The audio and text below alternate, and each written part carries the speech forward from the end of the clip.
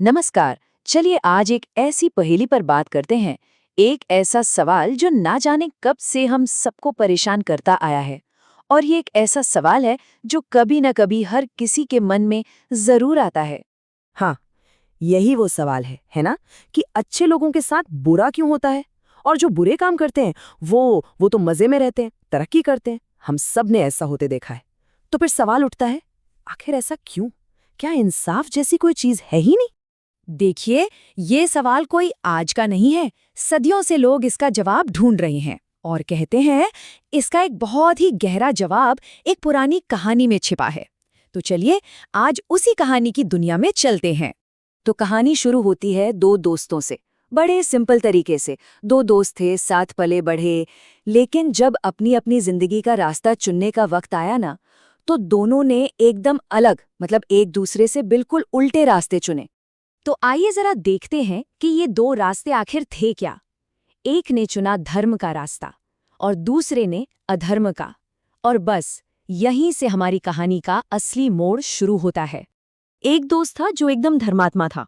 उसका पूरा दिन गंगा स्नान, भगवान का नाम जपना, संतों की सेवा, इसी में बीतता था। और दूसरा दोस्त, वो एक अमीर घर से था और शराब, जुआ, मतलब हर तरह की बुरी आदतों में डूबा हुआ था।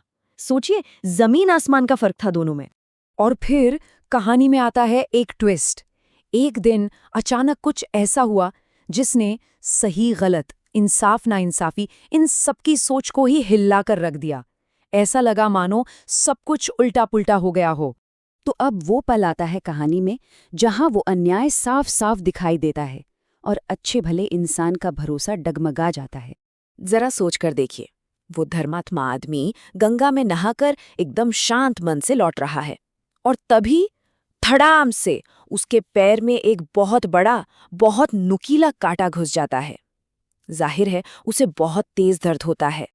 और कमाल की बात देखिए, ठीक उसी वक्त जब एक दोस्त दर्द से करा रहा था, ठीक उसी पल उसका वो पापी दोस्त वहां से गुजर रहा होता है और उसे क्या मिलता है? सोने के सिक्कों से भरी एक थैली।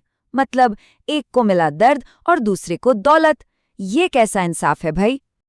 अब वो पापी दोस्त, वो कहाँ चुप रहने वाला था। उसने फौरन ताना मारा, देखा मैं कहता था ना, तेरे पूजा पाठ का इनाम ये कांटा और मेरे मजे करने का इनाम ये सोना। सब नाटक है, ये धर्म भर्म, सब दिखावा है। बस ये बात उस भले आदमी के दिल में लग गई, उसे अंदर तक हिला दिया। उसके मन में ना एक शक पैदा हो गया कि क्या मैं जो कर रहा हूं वो सही भी है? क्या मेरी पूरी जिंदगी की भक्ति का यही सिला है? उसका जो विश्वास था वो बुरी तरह डगमगाने लगा।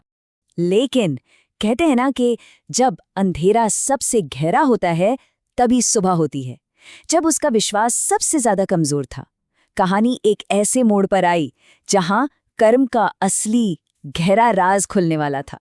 तो वो धर्मात्मा आदमी दुखी और परेशान बैठा था।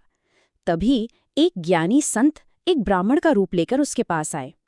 उन्होंने उसकी हालत देखी, उसकी परेशानी को भांप लिया और बोले, रुको, मैं तुम्हें वो सच बताता हूं जो इन आंखों से दिखाई नहीं दे रहा है। और फिर उन संत ने कर्मों के हिसाब किताब का वो राज खोलना शुरू किया। उन्होंने समझाया कि देखो, हमें आज जो भी सुख या दुख मिल रहा है ना, वो सिर्फ आज के कामों का नतीजा नहीं है। इसका जो खाता है वो तो पिछले कई जन्मों से चला आ रहा है। अब संत ने जो बताया उसे सुनकर तो वो आदमी हैरान रह गया। संत ने कहा, तुम सुनो, तुम्हारे पिछले जन्म के कर्म इतने खराब थे कि इस जन्म में तुम्हारे भाग्य में सूली पर चढ़ना लिखा था, मौत की सजा। लेकिन इस जन्म में तुमने जो इतने पुण्य किए हैं, जो भक्ति की है, उसने उस सूली की सजा को घटाकर सिर्फ एक कांटे की चुभन में बदल दिया। मतलब तुम्हारा सबसे बड़ा पाप कट गया, सिर्फ इस छोटे से दर्द से। वो आदमी तो सुन्न रह गया। उसने फिर पूछा, ठीक है, पर मेरे उस दोस्त का क्या, उसे जो सोना मिला?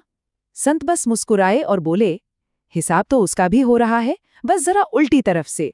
संत ने आगे समझाया, देखो, तुम्हारे दोस्त ने पिछले जन्म में इतने अच्छे काम किए थे कि इस जन्म में उसे राजा बनना था, एक बड़ा साम्राज्य मिलना था।